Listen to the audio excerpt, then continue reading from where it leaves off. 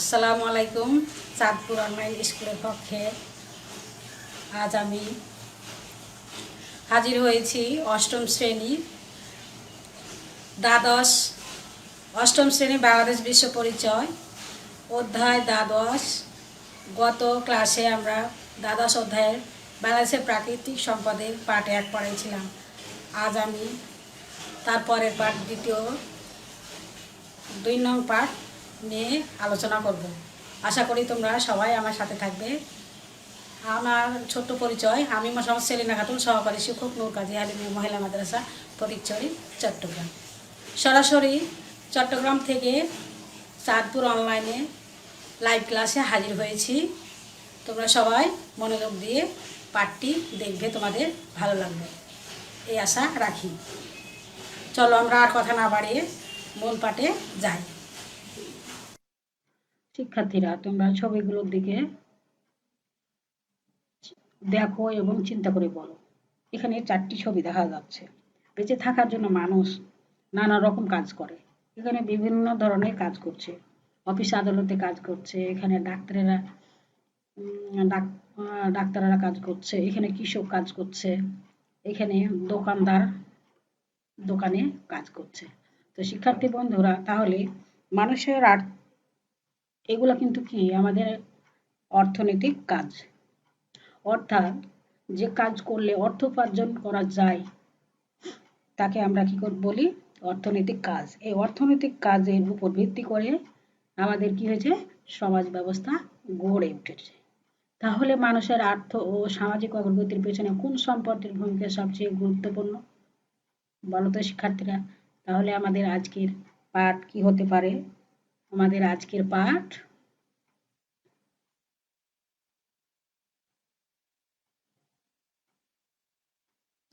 আর্থ সামাজিক অগ্রগতিতে প্রাকৃতিক সম্পদের ভূমিকা। শিক্ষার্থীরা, তোমাদের বইয়ে তোমরা সুন্দর করে খাতায় লিখে নাও। পাঠ শিরোনাম হচ্ছে আর্থসামাজিক অগ্রগতিতে প্রাকৃতিক সম্পদের ভূমিকা। নিশ্চয় তোমরা পাঠ শিরোনাম খাতায় লিখেছ। শিক্ষার্থীরা, শিক্ষণ ফল।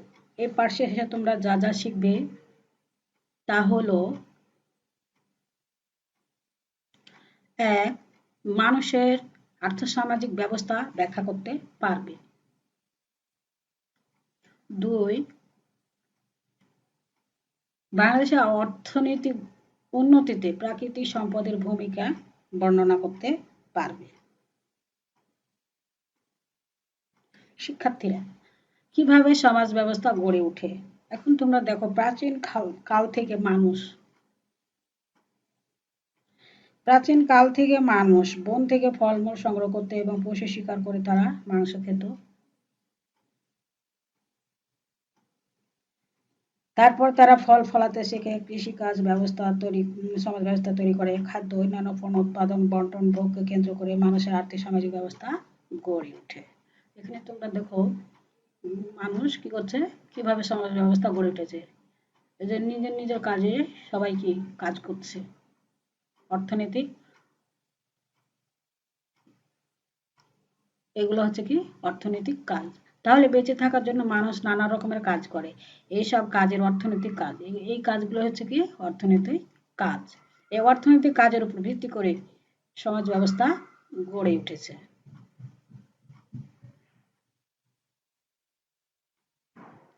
কিভাবে মানুষের আর্থসামাজিক ব্যবস্থা গড়ে ওঠে? প্রাচীন কাল থেকে মানুষ বন থেকে ফলমূল সংগ্রহ করত এবং পশু শিকার করে মাংস খেত। এরপর ধীরে ধীরে মানুষ খাদ্য উৎপাদন করতে শিখে। এখানে দেখো কিভাবে প্রাচীনকালে মানুষ ফলমূল সংগ্রহ করত, পশু শিকার করত, তারপর আগুন জ্বালাতে শিখলো, তারপর কৃষিকাজ করতে শিখলো। এইভাবে আর্থ সামাজিক ব্যবস্থা গড়ে ওঠে। ধীরে ধীরে মানুষ কি করতে শিখলো? খাদ্য উৎপাদন করতে শিখলো। শিক্ষার্থীরা, খাদ্য ও অন্যান্য পণ্য উৎপাদন, বন্টন, ভোগকে কেন্দ্র করে গড়ে ওঠে আর্থসামাজিক ব্যবস্থা। এখানে দেখো সবাই দল বেঁধে কি করছে, পশু শিকার করছে, কেউ আবার রান্না বান্না করছে, কেউ আবার পাথর দিয়ে কি করছে, আগুন জ্বালাতে শিখছে, কেউ আবার হাতিয়ার তৈরি করতে শিখছে, কেউ আবার বিভিন্ন ধরনের কাজ করতে হয় শিখাচ্ছে। তারপর এভাবে কি হয়েছে, আর্থ সামাজিক ব্যবস্থা গড়ে উঠেছে। শিক্ষার্থীরা, এবার আমরা একটি video The resources which we get directly from nature is known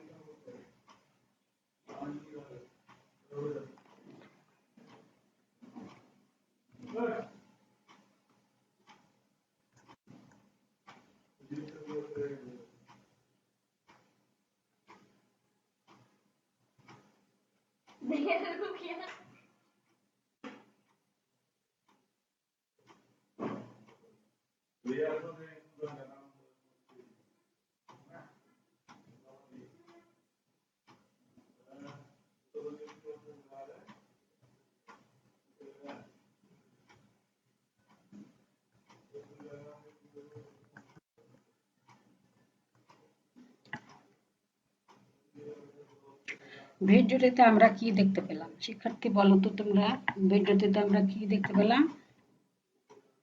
ভিডিওটিতে প্রাকৃতিক খনিজ পদার্থ, এখানে দেখো প্রাচীন কাল থেকে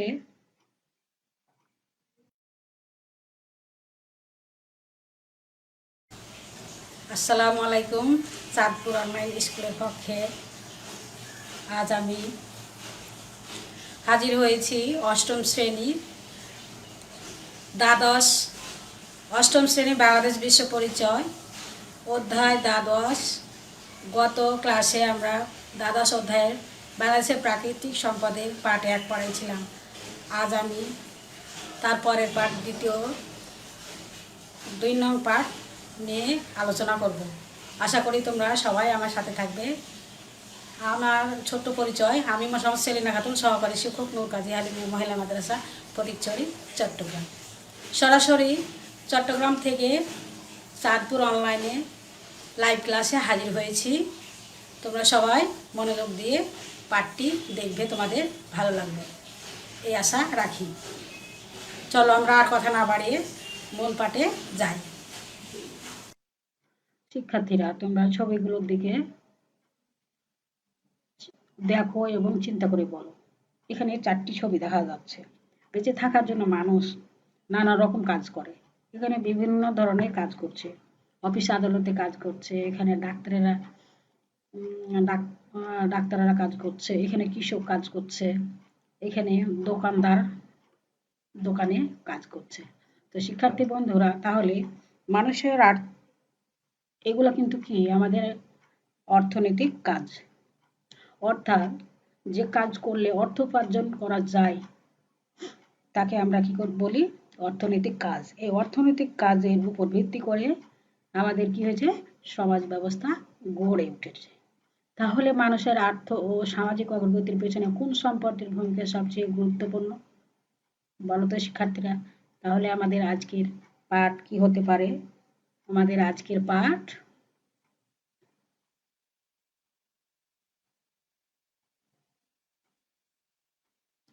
আর্থ সামাজিক অগ্রগতিতে প্রাকৃতিক সম্পদের ভূমিকা।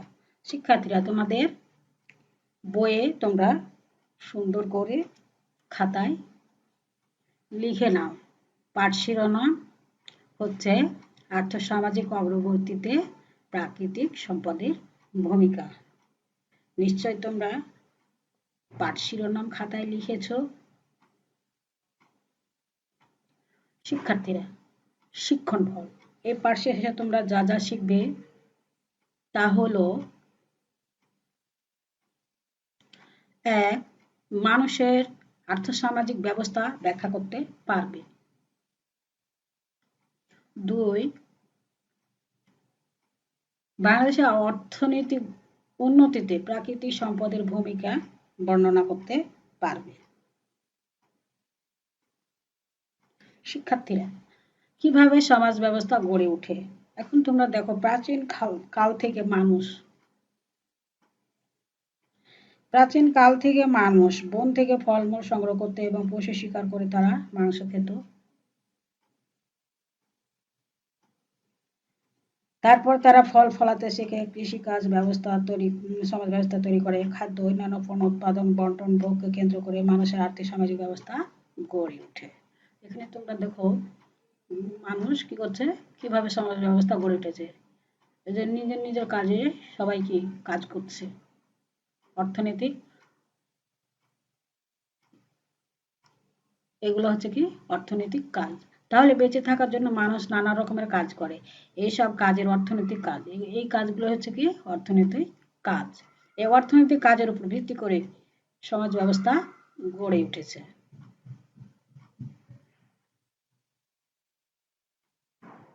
কিভাবে মানুষের আর্থসামাজিক ব্যবস্থা গড়ে ওঠে? প্রাচীন কাল থেকে মানুষ বন থেকে ফলমূল সংগ্রহ করত এবং পশু শিকার করে মাংস খেত। এরপর ধীরে ধীরে মানুষ খাদ্য উৎপাদন করতে শিখে। এখানে দেখো কিভাবে প্রাচীনকালে মানুষ ফলমূল সংগ্রহ করত, পশু শিকার করত, তারপর আগুন জ্বালাতে শিখলো, তারপর কৃষিকাজ করতে শিখলো। এইভাবে আর্থ সামাজিক ব্যবস্থা গড়ে ওঠে। ধীরে ধীরে মানুষ কি করতে শিখলো? খাদ্য উৎপাদন করতে শিখলো।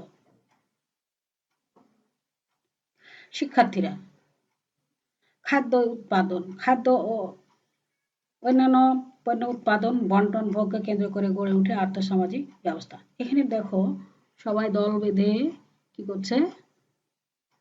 পশু শিকার করছে, কেউ আবার রান্না বান্না করছে, কেউ আবার পাথর দিয়ে কি করছে? আগুন জ্বালাতে শিখছে, কেউ আবার হাতিয়ার তৈরি করতে শিখছে, কেউ আবার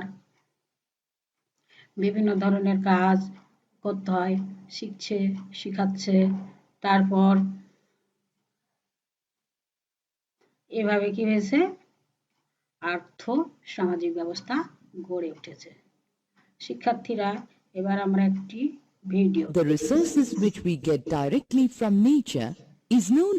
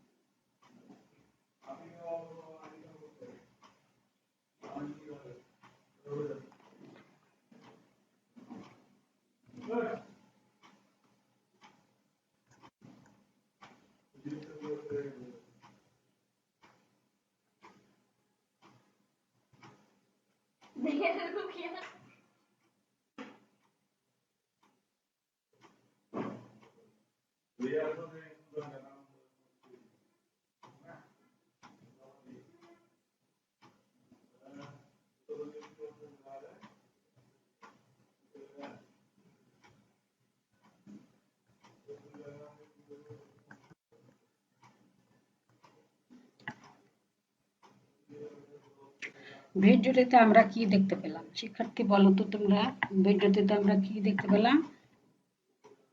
ভিডিওটিতে প্রাকৃতিক খনিজ পদার্থ, এখানে দেখো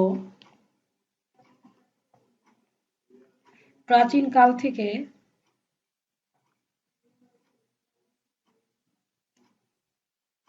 শুরু করে মধ্যযুগ পর্যন্ত মানুষ যেসব সম্পদ ব্যবহার করে তার সবটাই ছিল প্রাকৃতিক সম্পদ। এখানে দেখো মধ্যযুগ থেকে শুরু করে প্রাচীন কাল থেকে শুরু করে মধ্যযুগ পর্যন্ত মানুষ যে সকল সম্পদ ব্যবহার করেছে তার সবটাই ছিল প্রাকৃতিক সম্পদ। প্রাকৃতিক সম্পদকে রূপান্তর করে মানুষ নিজেকে প্রয়োজনে কি করছে? ব্যবহার করছে। শিক্ষার্থীরা, আধুনিক কালে মানুষ কয়লা, লোহা, পাথর, স্বর্ণ, রৌপ্য, গ্যাস ইত্যাদি খনিজ পদার্থ উত্তোলন করতে শিখে।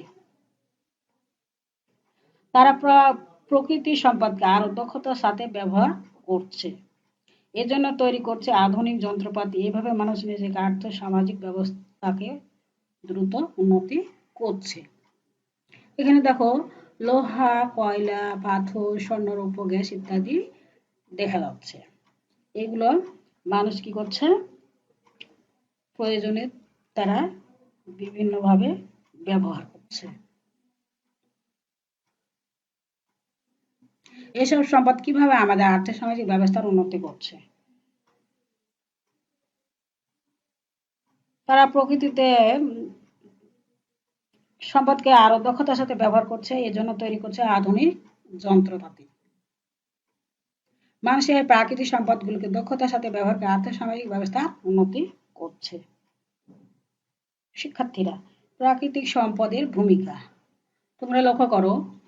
উৎপাদন, কর্মসংস্থান, সুষম খাদ্যের অভাব পূরণ, শিল্পের উন্নয়ন, ব্যবসার প্রসার,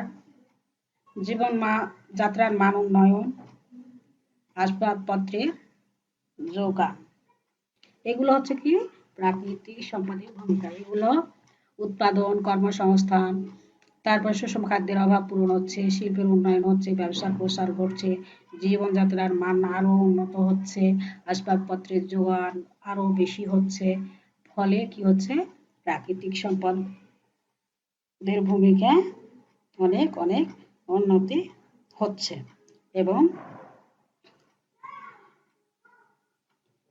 সুষম ভাবে ব্যবহার হচ্ছে। উৎপাদন ও কর্মসংস্থান,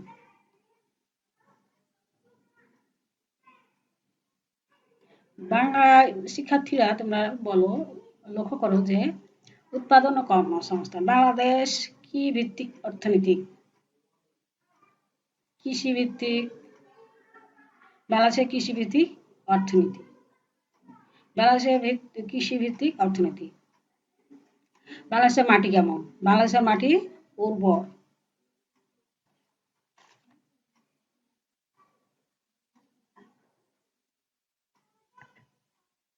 বাংলাদেশের মাটি খুবই উর্বর।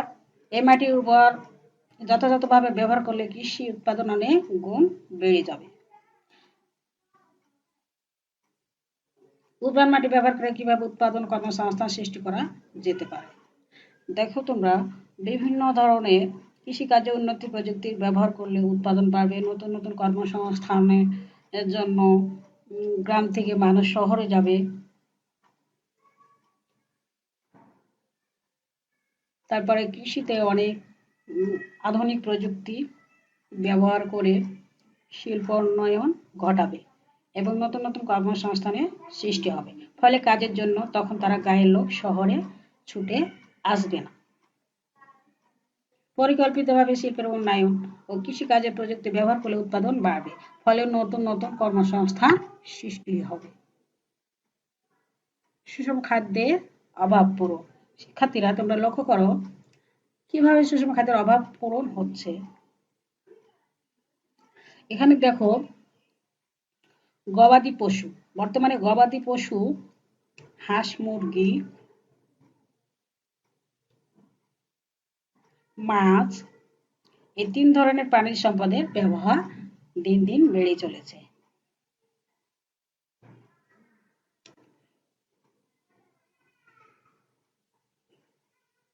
এর ফলে সুষম খাদ্যের অভাব পূরণ হচ্ছে। অন্যদিকে লক্ষ লক্ষ মানুষের খামার সৃষ্টির ফলে বহু মানুষের কর্মসংস্থান হচ্ছে। এখানে এই গবাদি পশু, হাঁস, মুরগি ও মাছ এই 3 ধরনের প্রাণী সম্পদে সুষম খাদ্যের অভাব পূরণ হচ্ছে। আবার খামার সৃষ্টির ফলে নতুন নতুন কর্মসংস্থান সৃষ্টি হচ্ছে এবং বেকারত্বের হার দিন দিন কমছে। শিক্ষার্থীরা এবার দেখো তোমরা প্রাকৃতিক সম্পদ থেকে কিভাবে সেচ সুবিধা পেতে পারি। নদী, নালা, খাল, বিল, হাওরের পানি বর্ষাকালে পানি জমে রাখে, কৃষি জমিতে সেচ দিতে পারি, ফলে শুকনো মৌসুমে কৃষি উৎপাদন বাড়ানো সম্ভব হয়। সেচ সুবিধা প্রদান। নদী, নালা, খাল, বিল, এখানে দেখো তোমরা লক্ষ্য করো নদী, নালা, খাল, বিল, হাওর বাওরে পানি বর্ষার সময় পানি ধরে রেখে আমরা কৃষি জমিতে সেচ দিতে পারি, ফলে শুকনো মৌসুমে কৃষি উৎপাদন অনেক গুণ বাড়ানো যেতে পারে। খরার সময় ধরো কি যে বৃষ্টি হয় না, তখন আমরা কি করতে পারি, ওই খাল বিলে জমে থাকা পানিগুলো আমরা কৃষিকাজে ব্যবহার করতে পারি। এভাবে আমরা সেচ সুবিধা প্রদান করতে পারি।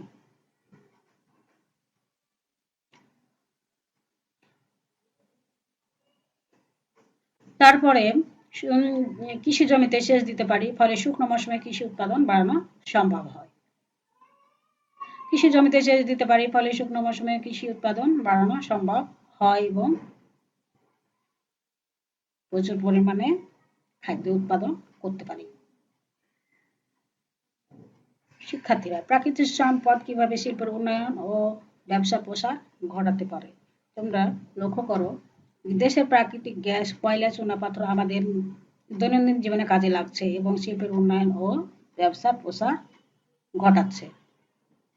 শিল্প ও ব্যবসার প্রসার।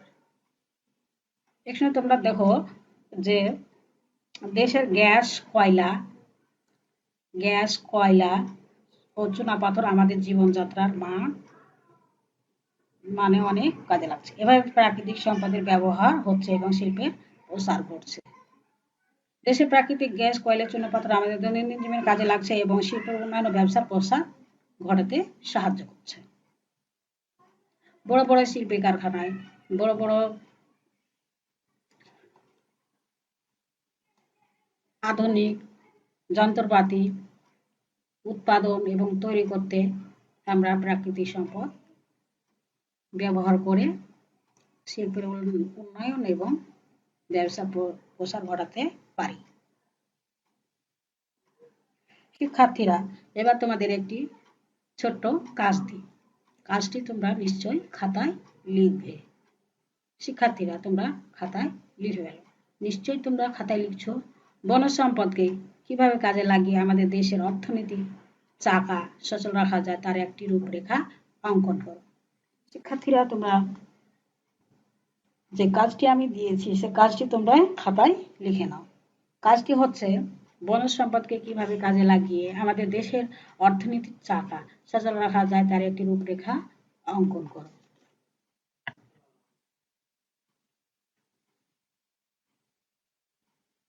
শিক্ষার্থীরা, বনজ সম্পদ কিভাবে আমাদের কাজে লাগে।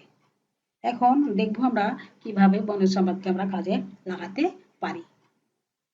দেখো এখানে ঘর বাড়ি তৈরি করতে পারি, ফার্নিচার তৈরি করতে পারি, আসবাবপত্র তৈরি করতে পারি, বিভিন্ন ধরনের জিনিসপত্র আমরা তৈরি করতে পারি বনজ সম্পদ দিয়ে। তারপরে দেখো ঘর বাড়ি তৈরি আসবাবপত্র নির্মাণের জন্য আমরা বনজ সম্পদ ব্যবহার করি।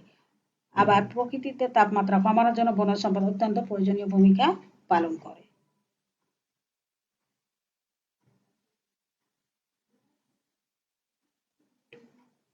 এখানে দেখো এই যে হরিণের গাছপালা খেয়ে বেঁচে জীবন ধারণ করে বেঁচে আছে।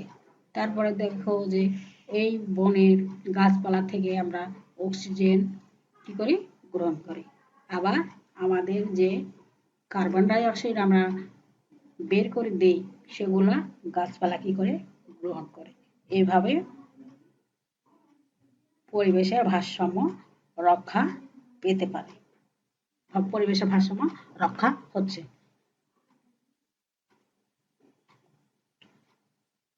দেশের প্রাকৃতিক সম্পদ যথাযথভাবে ব্যবহার করলে দেশের কৃষি শিল্প যেমন উন্নতি হবে তেমনি মানুষের কর্মসংস্থানের সৃষ্টি হবে।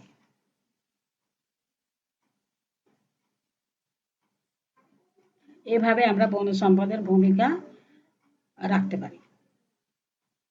শিক্ষার্থীরা, আমরা এতক্ষণ পর্যন্ত আমরা যে পাঠটি আজকে পড়লাম সেই পাঠ কতটুকু মনে রাখতে পেরেছি আমরা এখন মূল্যায়ন করে দেখি। মূল্যায়ন হচ্ছে ১. আদিকালে মানুষ কিভাবে জীবিকা নির্বাহ করত। ক. মাছ শিকার করে, খ. কৃষিকাজ করে, গ. মাটি মূর্তি বানিয়ে, ঘ. ফলমূল সংগ্রহ করে। কোনটা হবে বলো তো শিক্ষার্থীরা?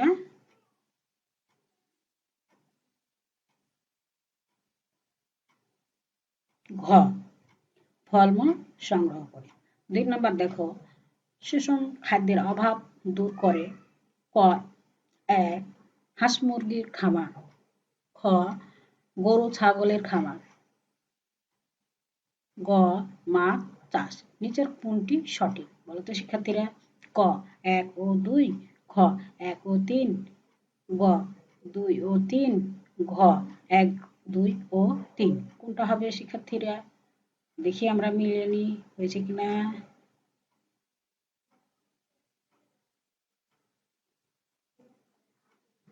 ঘ, উত্তর হবে ঘ। প্রকৃতি থেকে প্রাপ্ত সকল বস্তুকে সাধারণভাবে কি বলে? বস্তুগত সম্পদ, খনিজ সম্পদ, প্রাকৃতিক সম্পদ, প্রাণীজ সম্পদ। কোনটা হবে শিক্ষার্থীরা বলো তো তোমরা? উত্তর হবে প্রাকৃতিক সম্পদ। ধন্যবাদ শিক্ষার্থীরা। এবার তোমাদের একটি বাড়ির কাজ দিই। বাড়ির কাজটি তোমরা খাতায় লিখে নাও। নিশ্চয় তোমরা বাড়ির কাজ লেখার জন্য প্রস্তুত। এবার তোমরা বাড়ির কাজটি খাতায় লিখে নাও। উদ্দীপকটি পড়ো এবং প্রশ্নগুলো উত্তর দাও।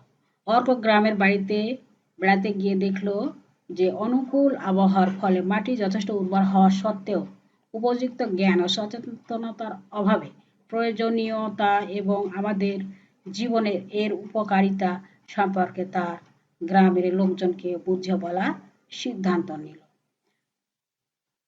এটা হচ্ছে উদ্দীপক। উদ্দীপকের আলোকে প্রশ্ন দেখো। ক. অর্থনৈতিক ও সামাজিক জীবন ব্যবস্থা গড়ে তুলতে কি প্রয়োজন? নিশ্চয় তোমরা পারবে শিক্ষার্থীরা। খ. শিল্প বর্জ্যের সুষ্ঠু নিষ্কাশনের অভাবে কি কি সমস্যা সৃষ্টি হয়? নিশ্চয় তোমরা পারবে। গ. অর্ক কিভাবে তার গ্রামের লোকদের প্রাকৃতিক সম্পদের সুষ্ঠু ব্যবহারের প্রয়োজনীয়তা সম্পর্কে বুঝিয়ে বলতে পারে? নিশ্চয় তোমরা পারবে। ঘ, আমাদের জীবনে প্রাকৃতিক সম্পদের গুরুত্ব ও উপকারিতা বিশ্লেষণ করতে পারবে। শিক্ষার্থীরা, তোমরা এই যে বাড়ির কাজ দেওয়া হলো, এই বাড়ির কাজটি তোমরা মনোযোগ সহকারে অনুশীলন করবে এবং আয়ত্ত করবে।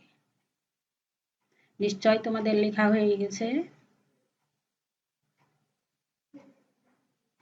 শিক্ষার্থীরা, এতক্ষণ সাথে থাকার জন্য তোমাদের সবাইকে অনেক অনেক ধন্যবাদ এবং পরবর্তীতে আবার তোমাদের সামনে ক্লাস নিয়ে হাজির হব। আগামী ক্লাস দেখার আমন্ত্রণ জানিয়ে আমি আজকের মতো এখানে শেষ করছি। ধন্যবাদ। শিক্ষার্থীরা, তোমরা সবাই ভালো থেকো, ঘরে থেকো এবং সুস্থ থেকো। আল্লাহ হাফেজ।